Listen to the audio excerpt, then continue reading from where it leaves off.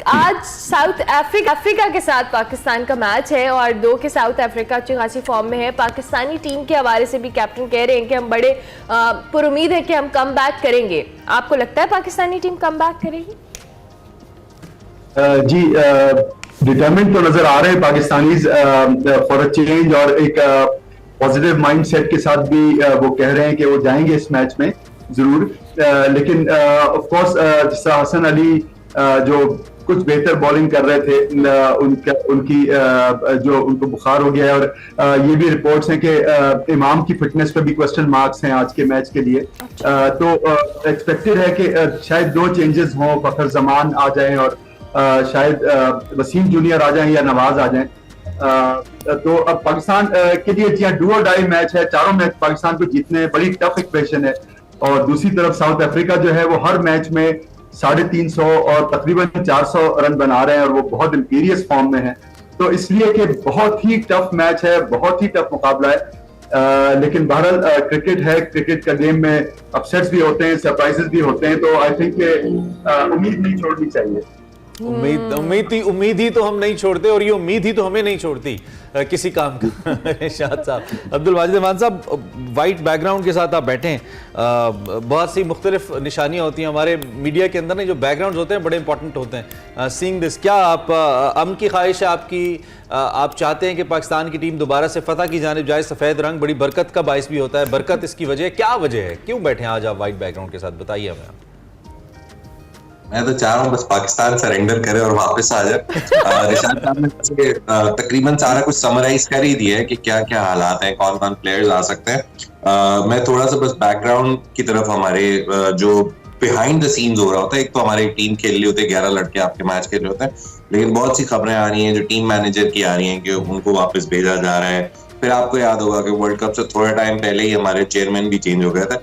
तो to be honest, मैं पाकिस्तान का 50-60% रोल जो प्लेयर्स का है वो इस वक्त कहता हूँ कि 60% उनकी गलती है कि वो जो बुरा खेल रहे हैं। पिछले 3 मैचेस लगातार हारे हैं, पहले 2 जीत गए थे और दूसरा मैच भी हम श्रीलंका से कोई मतलब आसान मैच नहीं जीता, हमने वर्ल्ड रिकॉर्ड रन चेज जो है वो किया है। तो वो तुक्का था या वो किस्मत थी, वो बात हमें सोचनी पड़ेगी, लेकिन वो मैच भी हम हारने ही वाले थे तकरीबन, अगर रिजवान ना खेले। तो हमें ये भी देखना है कि पीछे से स्टेबिलिटी नहीं दी गई इस पूरी टीम को। कल पाकिस्तान क्रिकेट बोर्ड की तरफ से जो है एक स्टेटमेंट आ गई कि जी कप्तान और जो चीफ सिलेक्टर है, हमने उनको खुली छूट दी थी टीम सिलेक्ट करने के लिए। तो बेसिकली उन्होंने अपने सर से मलबा उतार के कप्तान और उनके सर पे रख दिया कि भाई ये तो इन्होंने सिलेक्ट की है और हम इन्हें सपोर्ट जरूर करते हैं। वो बड़ा एक अजीब सा एंटी थीसिस था। वो कह रहे थे कि हम सपोर्ट करते हैं, लेकिन वो साफ सुथरा कह रहे थे कि नहीं, आप बाबर और इंजमाम को बोले जो भी बोल रहे हैं, प्लीज बोर्ड को कुछ मत बोले, हम अभी नए नए आए हैं तो हमें प्लीज मत जाने का बोले। तो ये कहानियां भी हमें देखनी जरूरी है। तो टीम कंपैरिजन क्या है आप? ठीक है, हम अपनी टीम को तो जानते हैं, हम अपनी टीम का गेम और प्लेयर्स को तो जानते हैं। जरा साउथ अफ्रीका के हवाले से हमें बताइए, किन प्लेयर्स के ऊपर आज काम करके जाना पड़ेगा या किया गया होगा? वी कैन एक्सपेक्ट किन प्लेयर्स को पहले हमें टैकल करना है? थोड़ा सा साउथ अफ्रीकन टीम के हवाले से एक ओवरव्यू हमें दीजिए। मैं सिंपल सा बोलूंगा, साउथ अफ्रीकन टीम को बस दुआ करें। जैसे याद होगा आपको, पिछली दफा भी हमारी जब बात हुई थी जुम्मा था और मैंने आपको बहुत एक अल्फाज कहे थे कि ये वर्ल्ड कप जो है बैटिंग पे जीता जाएगा। ठीक है, यहाँ बॉलिंग आप भूल जाए, शाहीन को भूल जाए, हारिस रऊफ को भूल जाए, ये सब बहुत पिटेंगे और बेचारे पिट रहे हैं और उनकी गलती नहीं है, वो पिचेस हैं ही नहीं कंड्यूसिव फॉर बॉलिंग। तो बैटिंग पे वर्ल्ड कप अगर जीता जाएगा तो साउथ अफ्रीका की जो अभी तक हम परफॉर्मेंस देख रहे हैं वो हमेशा पहले बैटिंग करते हैं। 350, 380, 400 से नीचे वो रन नहीं बना और उनके हेनरिक क्लासन इस वक्त बहुत फॉर्म में, उनके बॉलर्स जो हैं वो बहुत फॉर्म में। बॉलर्स पेस वाले हमारी तरह, जैसे हारिस रऊफ है, उनके पास लुइस एनजीबी हैं, बहुत सारे।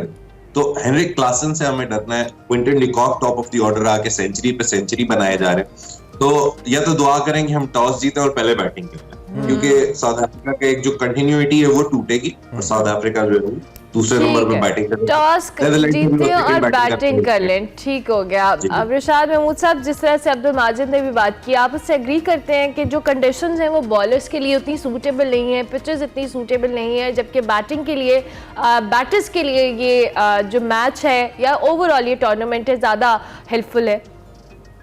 जी हाँ, बिल्कुल ठीक है, माजिद आवान ने बिल्कुल सही एनालाइज किया।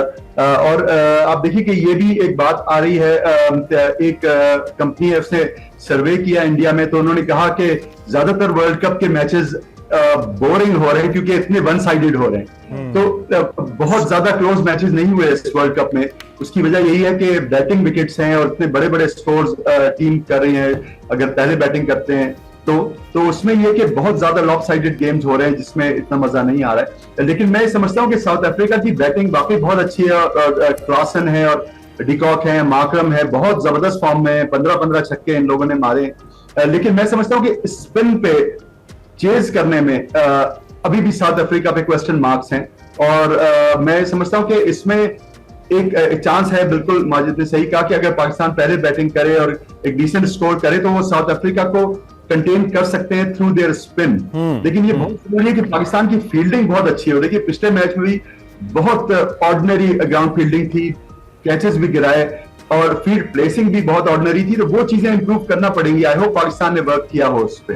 अच्छा, ऐसा लगता है पाकिस्तान के पिछले खास तौर पे 2 मैचेस के अंदर परफॉर्मेंस को देखकर जैसे कुछ सरप्राइजेस मिलना शुरू हो गए हैं। एक होता है ना कि आप अपने एक जोन में चल रहे होते हैं, then suddenly something happens that makes you know एक सरप्राइज कर देती है आपको और आप परेशान हो जाते हैं कि अच्छा ये क्या था। क्या पाकिस्तान के लिए वाकई ऐसा आपको लगता है कुछ हुआ? और कल जो बाबर आजम की एक स्पीच थी जो उन्होंने अपने प्लेयर्स को मोटिवेट किया और प्लेयर्स से बात की, उन्होंने कहा कि हम नीचे से जब उठते हैं तो टॉप पे चले जाते हैं and we have this skill and all, इन अल्फाज का और इस तरह की मोटिवेशन का भी कोई असर हो सकता है on both team and Babar Azam himself? जी हाँ, ऐसी पेप टॉक तो होती रहनी चाहिए और इसका असर भी, आई होप सो कि इसका असर भी हो डेफिनेटली। लेकिन ये कि आई थिंक ये Pakistan generally lack of confidence से सफर कर रहा है और जाहिर है टीम भी कोई आइडियल सेलेक्ट नहीं हुई, बेंच स्ट्रेंथ हमारी स्ट्रांग नहीं है। तो ये चीजें डेफिनेटली मैटर कर रही हैं। और उसके अलावा ये कि उसामा मीर जो बहुत अच्छे स्पिनर हैं, लेकिन उनको जिस मौके पे इंडक्ट किया गया जिस गेम में, तो उन्होंने भी काफी रन कंसीड किए, तो हमारी इस तरह से चल नहीं रही है। यानी शादाब, नवाज, उसामा तीनों इतने कामयाब नहीं हो रहे और ये एक बड़ी लम्हा फिक्री है पाकिस्तान के लिए। इसीलिए बार बार आप सुनते होंगे कि अबरार का नाम लिया जाता है कि काश अबरार होते और वो स्पेशल स्पिनर हैं, तो वो डेफिनेटली ऐसे स्पिनर साउथ अफ्रीका को ट्रबल कर सकते थे। लेकिन मैं आज के गेम में कहूंगा कि कोई ऐसा वो ऑड्स नहीं है कि यानी 100-1 हो या कुछ हो। मैं समझता हूँ आज I would say 60-40 for south Africa and 40 for Pakistan. अच्छा, 60-40 की रेस है। अब्दुल माजिद ने तो अपनी बात के आगाज 60 फॉर पाकिस्तान? नहीं साउथ अफ्रीका। आपने गलत सुना। अब्दुल माजिद ने अपनी बात के आगाज में कहा था कि मैं तो दुआ करो खैर आफियत से पाकिस्तानी टीम पाकिस्तान वापस आ जाए। तो अब्दुल माजिद आपकी रेशो फिर कितनी होगी? 60-40 तो रिशाद साहब ने की है, आप कितना रेट करेंगे इस टीम की प्रोबेबिलिटी को? मैं तो बस सिंपल यही कहूंगा कि बस टॉस जीते हैं। अभी ये टॉस बहुत ज्यादा इंपॉर्टेंट है। आप अगर नोटिस करें सोशल मीडिया पे ना, जितने हमारे बड़े बड़े पुराने एक्सपर्ट्स हैं सारे बैठ के आजकल टॉस पे बात कर रहे हैं। बड़ा कॉइन होता है तो ऊपर वाली साइड नीचे आ जाती है और छोटा कॉइन होता है तो बैक साइड आ जाती है। बहुत ज्यादा ये लेकिन माजिद कतई कलामी की इजाजत, बड़े बड़े प्लेयर्स जो बैठ के भाषण दे रहे हैं ना, इनकी भी टीम में होते हुए और इनकी क़यादतों में भी पाकिस्तान ने कोई मैच जीता नहीं है। लेट मी रिपीट, पाकिस्तान ने कोई मैच वर्ल्ड कप का जीता नहीं है भारत से। बैठ के पता नहीं कैसे फलाह आमिर साहब आ जाएं और इमाद साहब आ जाए तो टीम में कोई 2019 हमें याद नहीं है कहां पे हम पड़े हुए थे। ये वही बैटर्स है, ये वही पिटने वाले बैटर्स हैं और वही हमारे ऑलराउंडर्स हैं। नहीं, वो तजिया मतलब ठीक है, चैनल्स आपको अच्छे पैसे दे रहे हैं, आप जरूर तजिया करें, आपका राइट है, लेकिन खामखा टीम का मोरल तो डाउन ना करें। बड़ी उसे माजिद, ये मैं आपको एक छोटी सी एग्जांपल दे देता हूं। कल नासिर हुसैन जो है वो इंग्लैंड को बहुत बुराइयां कर रहे थे, लेकिन अब आप सिर्फ एक जुमले में बुराई का डिफरेंस देख लें। हमारे बोलते हैं ये नहीं कर रहा, वो नहीं कर रहा, वो नहीं कर रहा।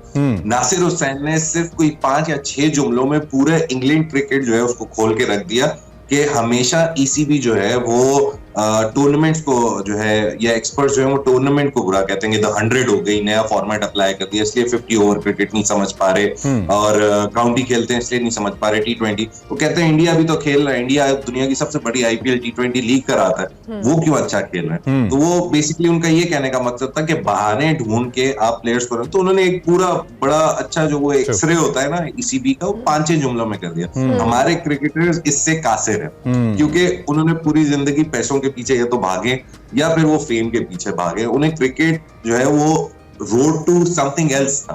जो बहुत कम क्रिकेटर्स होंगे आप देखें जो क्रिकेट के लिए क्रिकेट खेले हैं, और वो क्रिकेटर्स पाकिस्तान में तकरीबन ना पैदा, क्योंकि आपको भी पता है मुझे भी पता है पाकिस्तानी प्लेयर्स किस बैकग्राउंड से आते हैं, और जब थोड़ा सा ज्यादा पैसे मिल जाते हैं तो हमने 2010 का फिक्सिंग स्कैंडल भी देखा कि एक छोटा सा बच्चा है, एक अच्छा खासा वेल एस्टैब्लिश कप्तान और एक अच्छा बॉलर मोहम्मद आसिफ जैसा बॉलर जो उस वक्त वर्ल्ड क्लास माना जा रहा है, पैसों के लिए वो जो है सब कुछ दांव पे लगा सकते। तो ये चीजें हमें भी समझने की जरूरत है।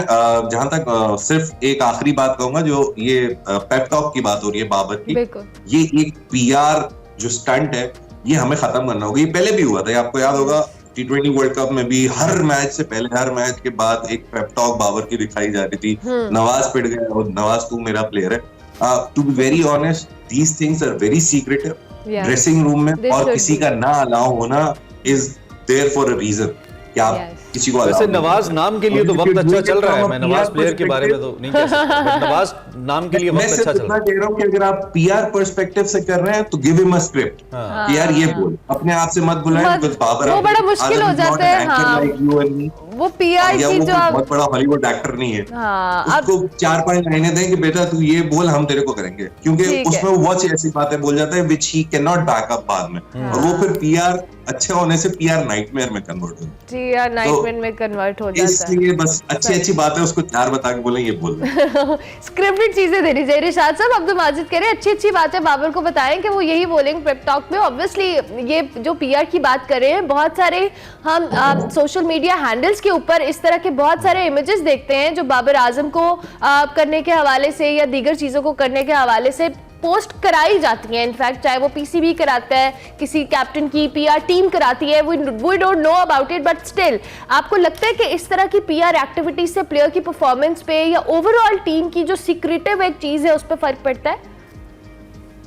जी बिल्कुल पड़ता भी है, और डेफिनेटली आई थिंक एक बहुत बात हो रही थी कि वर्ल्ड कप के जाने से पहले कि पाकिस्तान क्रिकेट टीम के साथ एक साइकोलॉजिस्ट भी होगा, स्पोर्ट्स साइकोलॉजिस्ट, जो पाकिस्तान टीम के प्लेयर्स को मेंटली टफ होने में मदद देगा और उनको इस तरह की पेप टॉक देंगे। और इसके अलावा पीआर, एक पॉजिटिविटी, तो ये डेफिनेटली ये चीजें मैटर करती हैं। लेकिन ये कि जाहिर है at the end of the day players को परफॉर्म करना है ग्राउंड में, तो उनका भी मेंटल मेकअप कैसा हो और ओवरऑल टीम एक बिल्कुल जेल होके खेल रही हो, ये सब चीजें बहुत मैटर करती हैं। और फिर जाहिर है कोचेस का बहुत रोल है उसमें। तो और ये रिशाद साहब, ये बात बाबर ने अपने साथ भी की होगी कि 92 पे 74 नहीं करना, it's a one day match and Afghanistan है सामने। जी नहीं, आई थिंक बिल्कुल बाबर ने पिछले मैच में 74 तो बनाए, 92 बॉल्स कंज्यूम की, लेकिन ये कि आई थिंक उनका फॉर्म में आना उस तरह से खुशाइंद है, और डेफिनेटली साउथ अफ्रीका के खिलाफ बड़ा की फिगर होंगे बाबर। उनकी बैटिंग जाहिर है बहुत ज्यादा, उनकी कैप्टनसी, तो ये सब चीजें डेफिनेटली मैटर कर रही हैं। अच्छा, ये मैं वर्ल्ड कप में वैसे साउथ अफ्रीका का ओडीआई का बहुत सुपीरियर रिकॉर्ड है पाकिस्तान के खिलाफ, लेकिन वर्ल्ड कप में पाकिस्तान ने 2 जीते हैं और साउथ अफ्रीका ने 3 जीते हैं। तो बहुत आई होप रिशाद साहब यू वोंट से 1992 में भी यही चले। थैंक यू वेरी मच, आप दोनों एक्सपर्ट्स का बहुत शुक्रिया, आप तशरीफ लाए, आपने अपनी राय हमारे सामने रखी। रिशाद एंड माजिद भाई दोनों अपनी ख्यालात का इजहार करे थे, इस हवाले से आपको बताते रहेंगे। लेकिन हमारी बेस्ट विशेस हमारी टीम के साथ हैं। We got the best team, हमें अच्छा दिन चाहिए, अच्छी परफॉर्मेंस चाहिए, उस दिन पे परफॉर्मेंस चाहिए, दैट्स इट।